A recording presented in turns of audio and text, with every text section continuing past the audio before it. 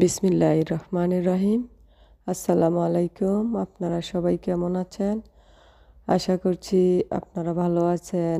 আর এদিকে আমিও আল্লাহর অশেষ রহমতে এবং কি আপনাদের দোয়ার বরকতে সুস্থ আছি, ভালো আছি, আলহামদুলিল্লাহ।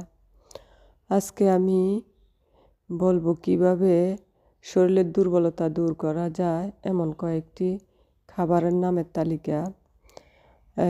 আমাদের শতকরা 80% মানুষের শরীরে দুর্বল থাকে, কারণ আমরা নিয়ম মাফিক চলি না, খাবার দাবার খাচ্ছি না এই কারণে।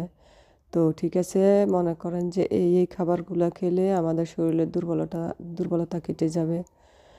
যেমন মনে করেন কিশমিশ ভেজানো পানি, গ্লুকোজের শরবত করে খাবেন, খেজুর খাবেন, মধু গরম দুধের সাথে মিশিয়ে খাবেন, ডিম ও দুধ এগুলা দৈনিক খাবারের মেনুতে রাখবেন।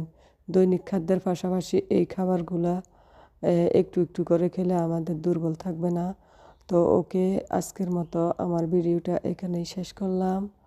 আগামী ভিডিও দেখার জন্য অপেক্ষায় থাকবেন। তো আমার ভিডিওটা আপনাদের কাছে যদি ভালো লাগে, লাইক দিবেন, শেয়ার করবেন, কমেন্ট করবেন, সাবস্ক্রাইব করবেন। ওকে, আল্লাহ হাফেজ।